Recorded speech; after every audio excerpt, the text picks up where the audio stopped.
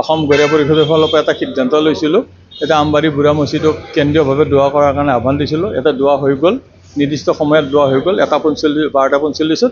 গতিকে আমি অসম গৰিয়া পৰিষদৰ ফালৰ পৰাই আমি অসমৰ সকলো স্তৰৰ ৰাইজক এটাই আহ্বান দিছোঁ, যিহেতুকে আমাৰ ইছলাম ধৰ্মী লোকসকলে 24 ঘণ্টাত 5 ওয়াক্ত নামাজ পঢ়ে। এই 5 ওয়াক্ত নামাজত আমি এটাই আহ্বান দিছোঁ যে নামাজৰ পিছত যাতে ইণ্ডিয়ান আৰ্মিৰ ভাৰত যাতে দোৱা কৰে, যাতে তেখেতসকলৰ শক্তি যাতে আল্লাই বৃদ্ধি কৰে, কোনো কাৰণত যাতে পিছুৱাই আহিব নালাগে, সেইটোৰ কাৰণে আমি আল্লাহৰ ওচৰত দোৱা মাগিছোঁ আৰু সকলো ৰাইজক আমি আহ্বানো দিছোঁ।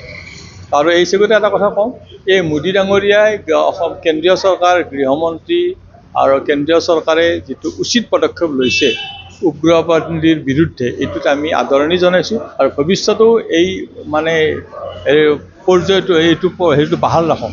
এনেকুৱা ধৰণৰ দুষ্কৃতিকাৰীয়ে যদি তেনেকুৱা মানে আপোনাৰ মানে বিশৃংখল সৃষ্টি কৰি আমাৰ নিৰীহ মানুহ গুলিয়াৰ কাৰণে আগবাঢ়ি আহে, তেখেতক উচিত প্ৰত্যুত্তৰ দিয়াৰ কাৰণে মোদী ডাঙৰীয়াই যিটো সিদ্ধান্ত লৈছে, এইটোত আমি আদৰণি জনাইছোঁ।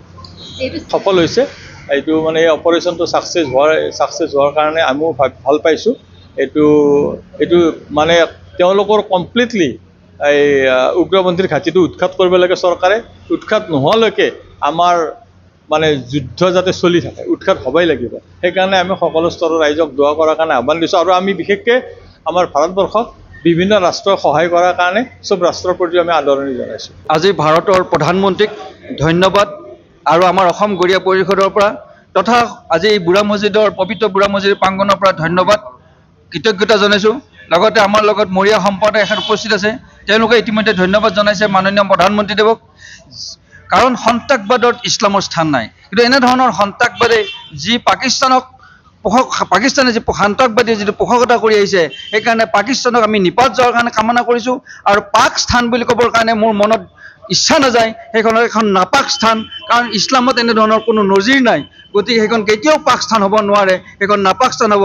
আৰু লগে লগে আমাৰ প্ৰধানমন্ত্ৰী ডাঙৰীয়াক তথা এই চৰকাৰখনক অনুৰোধ জনাইছোঁ, তথাপিতো আমাৰ ফালৰ পৰা দাবী যে কাশ্মীৰ নহয় সমগ্ৰ ভাৰতবৰ্ষ উদ্ধাৰ কৰা হ'ব। যি পাক অকুপাইড যিটো বেলগিস্তান প্ৰমুখ্যে যিটো কাশ্মীৰৰ সকলো স্থান উদ্ধাৰ কৰিব লাগে এই স্বগতে, আৰু সন্ত্ৰাসবাদীক যাতে প্ৰশ্ন নিদিয়ে তাৰ কাৰণে আমি অনুৰোধ জনাইছোঁ। আৰু মোদী ডাঙৰীয়াক এইকাৰণে ধন্যবাদ জনাব লাগিব, তেখেতে যিটো ৰাজনৈতিক কূটনৈতিকভাৱে বিভিন্ন দেশৰ লগত সম্পৰ্ক কৰি আজি এই পাকিস্তানৰ বিৰুদ্ধে তথা সন্ত্ৰাসবাদৰ বিৰুদ্ধে যিখন যুদ্ধ ঘোষণা কৰিছে বা যুদ্ধ কৰি আছে, তেওঁ এজন পটুতখিলি মানে প্ৰধানমন্ত্ৰী, আৰু এনেধৰণৰ প্ৰধানমন্ত্ৰী আমাৰ ভাৰতবৰ্ষত প্ৰয়োজন। গতিকে এইখিনিতে আশা কৰিছোঁ যে সম্পূৰ্ণ কাশ্মীৰখন উদ্ধাৰ হওক।